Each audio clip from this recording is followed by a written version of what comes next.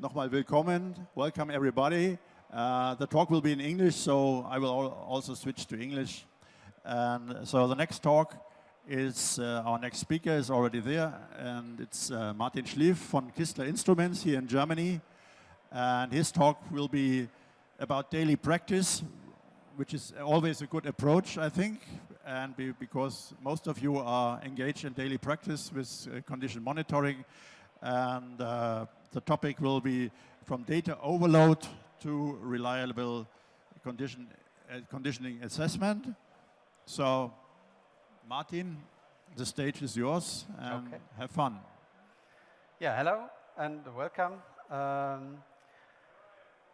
I don't know if everybody knows Kistler. Kistler is a Swiss company, so we are growing piezo crystals in Switzerland, cutting them into pieces and building sensors out of that, but we are doing that since many years, so we have a lot of applications around that. We have a lot of DAQ systems and whatever, but we also have software for measurement data analysis and measurement data management.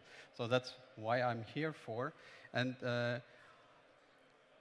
I want to talk a little bit about condition monitoring, as it's not a new topic, but the new thing that comes in here is that so condition monitoring has long been established in industry practice. So, but it is increasingly facing new challenges because of the sheer volume of data that modern machines are generating, because they are equipped with many sensors that continuously capture vibrations, forces, temperatures, all kinds of signals that they are saving, and they also have a lot of different controllers as well as contextual information from higher IT systems, and everything comes together and is saved as a whole bunch of data. So, however, this abundance of data does not automatically lead to better decisions. Because if you do not have a suitable structuring of your analysis data, and there is always the risk of data overload. So having too much data, having room for misinterpretation, and declining user acceptance because they are just overwhelmed by the amount of data that they have to look at. So in daily practice, the key question, therefore, is how to create a reliable condition assessment from all these heterogeneous data sources. So this becomes especially critical when thresholds are viewed in isolation without a context, or the context is completely missing if you look at the data. For example, under changing environmental conditions or in varying production processes. So the goal of a modern condition monitoring approach must therefore be not only to collect the data and save it and store it, but also to evaluate and in a targeted, traceable, and flexible way. So the focus shifts from pure monitoring to a well-founded analysis and the interpretation of the data. And I want to show how this overload can be turned into a robust condition assessment by using analysis tools in an effective and intelligent way and combining all of these data sources together. So we need a perspective to go beyond this classical real-time monitoring and to get the value out of those downstreaming data. A central point of this distinction is I will not show something here for real-time condition monitoring. So this is all, you have this in place, you have this at your machine. We also have tools to do that, but I want to talk about the post-processing of the data once it is stored in an environment, and then you can do the post-processing and do all of your interactions with the data, not in a real-time environment, but afterwards. So these systems are, the real-time systems are for safe operation, right? So if something goes wrong, you need to stop the machine. So I don't want to interact with that. I want to do the post-processing.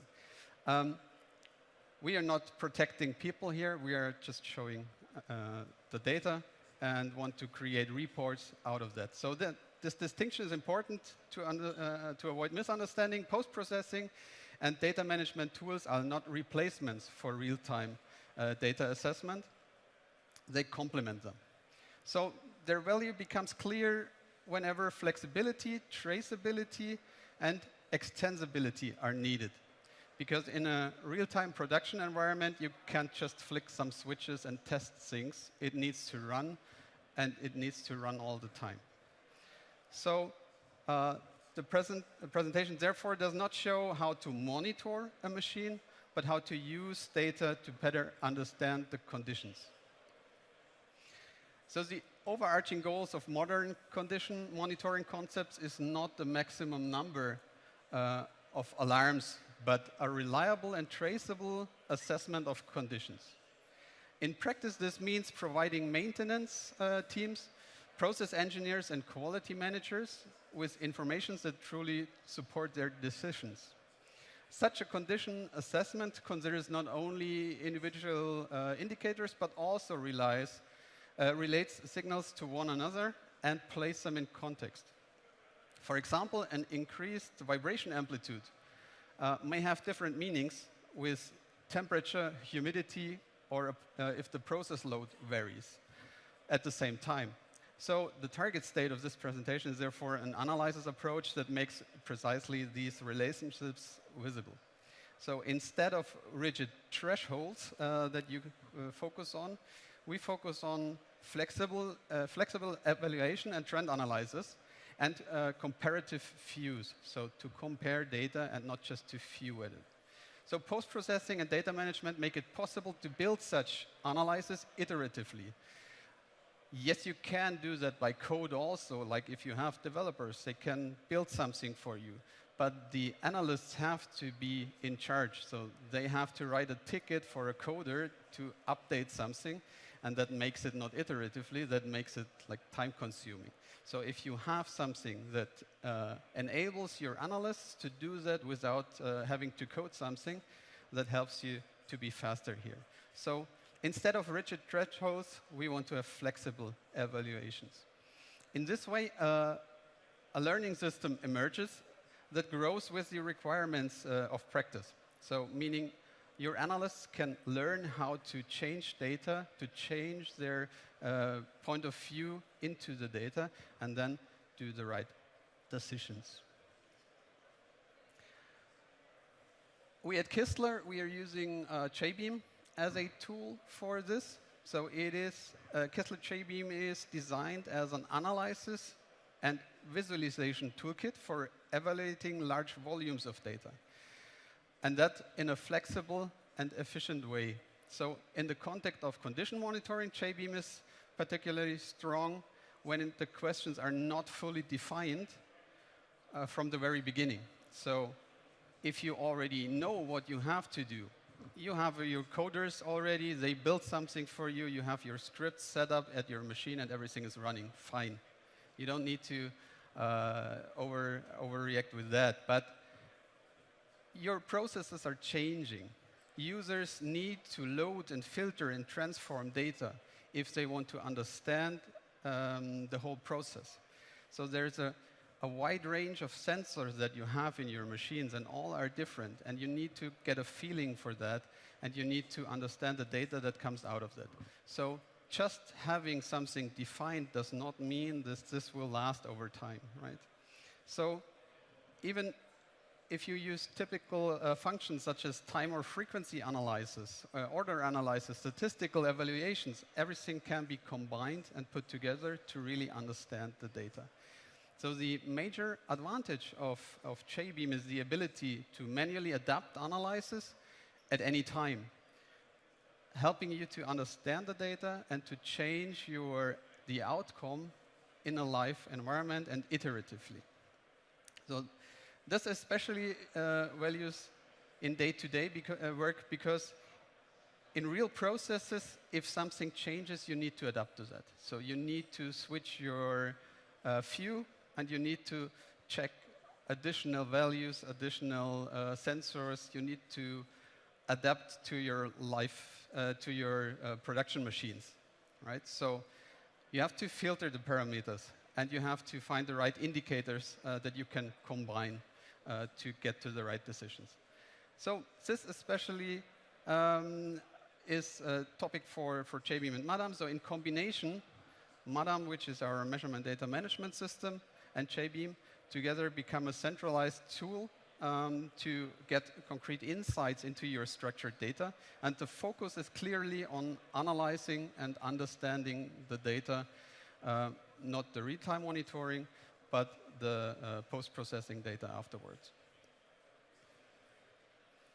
So the Kistler MADAM framework acts as a central data management platform and forms the backbone for advanced analysis in condition monitoring. So in practice, measurement data are often generated across distributed systems all over the place.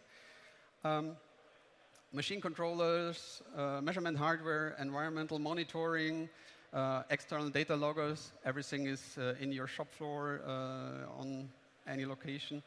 So MADAM makes it possible to capture these data, store it, and then afterwards access it in a structured way. So an advantage lies in the clear organization of the metadata and the data that is not only archived, but also can be found again because we are indexing all of the underlying measurement channels. So for condition monitoring application, this means historical data remains comparable over a long period of time. And MADAM creates the basis for the trend analysis later, reference comparisons, and the development of robust assessment models. So at the same time, the platform is scalable. You can place multiple instances of it. And it's open for new data sources so that your analysts can import data sources on their own without having to code something. Because for sure, again, if you plan something in advance, if you have your developers, if everything is set up, they will create an importer for you and everything will be fine. But if something changes later, you need to create tickets for those things. You need to import additional data. And the Kistler systems allow you to do that, to add additional data sources without having to program. So again, in combination, JBeam and MADAM enable a clean separation between data storage and analysis. So MADAM provides the data consistently. JBeam can access the data in a flexible way and perform different evaluations. So this architecture supports the approach of the iteration process during your product production. So the added value emerges from the interaction between the both tools in everyday use because MADAM provides a consistent and centralized platform, and JBeam builds the flexible analysis. So this separation helps you to develop into different structures, refine your analysis and your reportings on the fly, and the data acquisition in daily operations on the other side. And everything can be done by the users. So if you want to investigate new questions, you don't need new data. You just need new ways to access the data that you already have. And you need to enable your analysts to look at the right data sets with the right metadata so that they have all the contexts they need to understand what they're looking at. So, for example, anomalies in your real-time monitoring cannot be traced and viewed directly in your real-time monitoring system because then somebody would have to sit at the machine. So you need a way to extract this data and do it in post-processing. So for you to create new indicators for your real-time processing, you need to have this data ready to, in post-processing to find these anomalies and then use them to create new indicators. And this, for this approach, you also need access to your historical data And this is what we are creating here. So an iterative approach supports continuous improvement for your condition monitoring, and it also encourages your workers, your analysts, to collaborate between different roles, such as, for example, the maintenance guys, the engineers, and the quality assurance team can then work together with the same databases.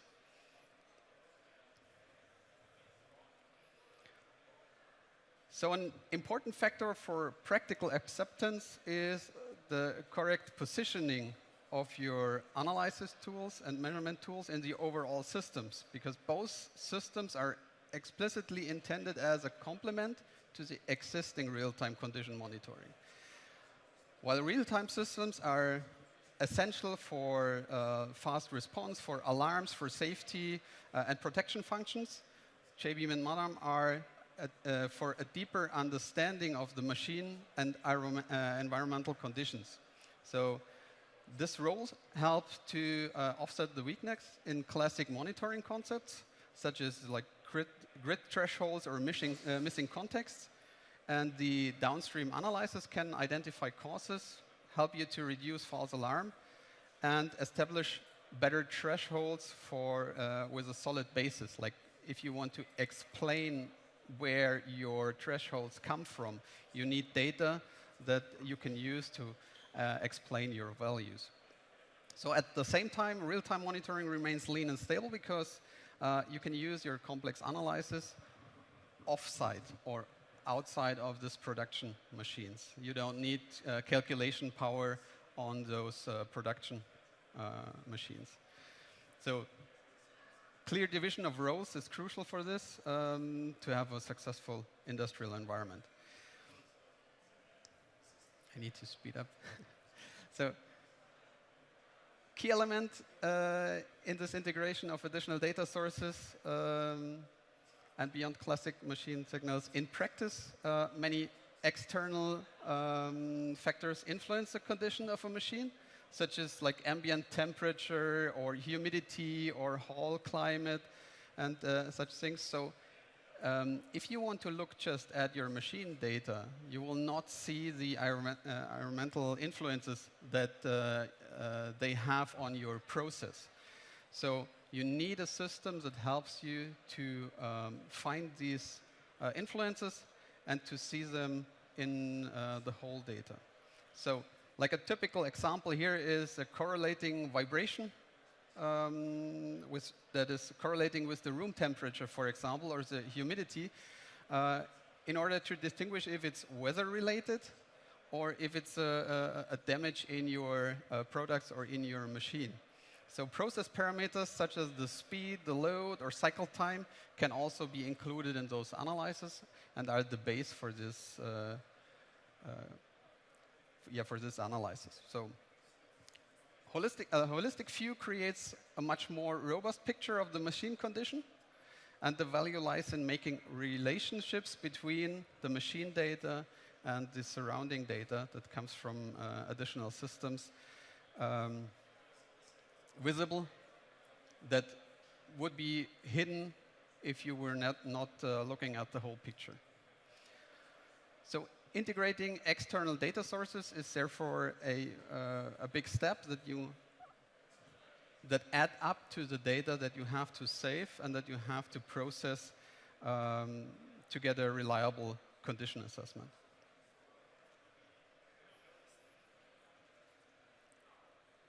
So a practical application scenario illustrates the value of this. Real-time monitoring is repeatedly issuing warnings, for example, and you don't see a clear damage anywhere. So in the background, if you are also sensing the temperature, humidity, and your production hall environment, you can then do a complete assessment of the production data together with the environmental data. And we had a customer who was sensing changes in the temperature in the machine, but he did not know where it comes from. So we took all the data, put it together, created a report, an automatic reporting where they later found out that whenever the doors in the hall open, and not just on one side, but on both sides, then wind is going through, it's drastically turning down the temperature. That affects the machine. That creates more vibration in the machine because everything gets a bit more stiffer, and that creates parts that are not okay and are sounded out. So without monitoring also the surrounding temperatures and environment of the hall, they would never see that.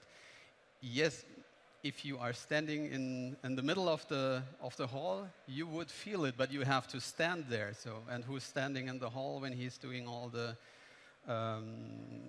data work with it? So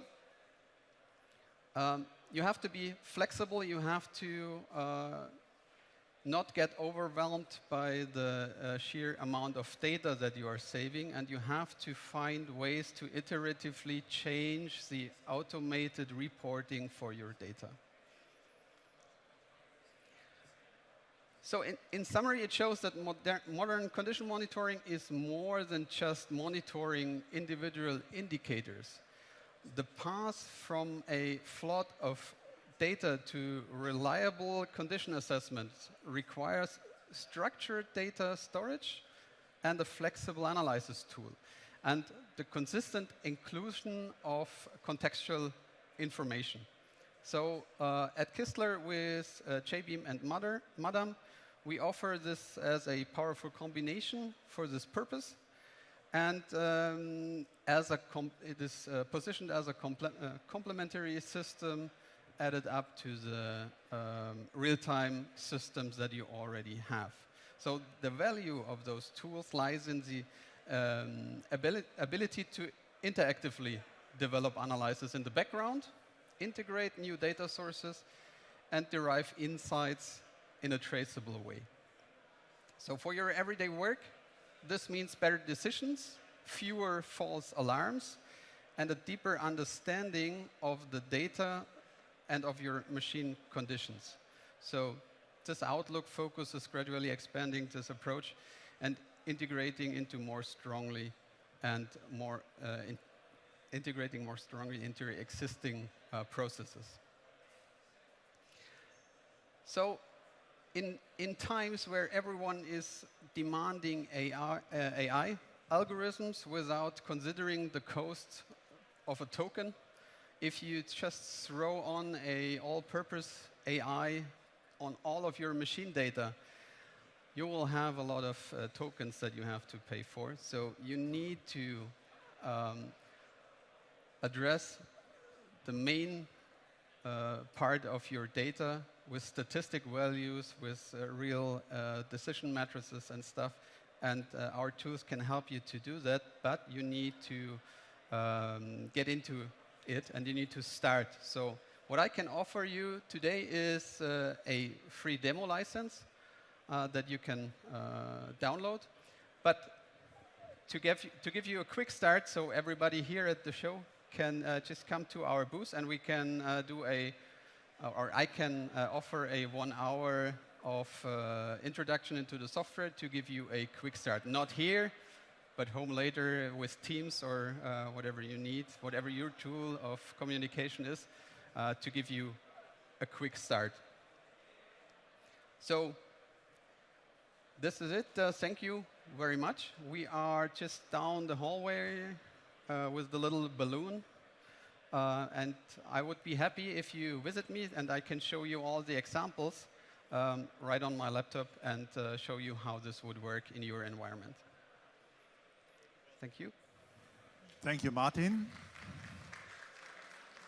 So we have some time left. So if there are some immediate questions, I think he will be happy to answer them right now. Don't be shy. We are all alone. Nobody is watching you.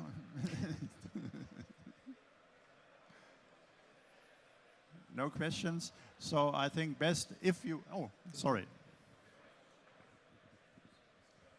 Thank you for your talk very much. In your opinion, what are the unmet needs for sensors for the future? What are? for monitoring and diagnostics, what are the future needs for sensors? The future needs for production centers, you mean? Or For sensors. for sensors. Yes. I would say we need as much sensors as we can get to understand the environment that we are producing our goods in. But as more sensors that you create, the more data you will generate. And so it's not just ramping up all of the sensors, you also need a way to grab the real information out of those sensors. But I would, I would say, acceleration for machines Okay. environmental. So if you think, because that's monitoring and diagnostic session, right? So if you think about 3 sensors that you think, what improvements you would like to have those sensors in the future from performance capabilities? Not more of those, but from performance capabilities. Maybe smaller noise, less drift. What are your thoughts? Well, I mean, we are pretty good, meanwhile, to filter the signals. So yes, less noise is always good. But if you know the noise levels and you can filter them out, you can always read the data. But yes, less noise is always a good thing. For acceleration devices, less mass is always good. So that's what we are working on, to create the smallest and lightweight, most lightweight acceleration sensors. We have one here to show, the key vibe. And also, what I would love to have is a packaged sensor with everything included that you can just plug and play and use it. So that's also like the MEMS systems and things like that. Easier to use sensors. Okay, so if there are any questions or you need further information, I think Martin will be happy to welcome you at the booth. The number is 612, just right down the hall here. If you take this way, you cannot miss it. And again, thank you. And our next speaker is already ready, so I think you can engage yourself.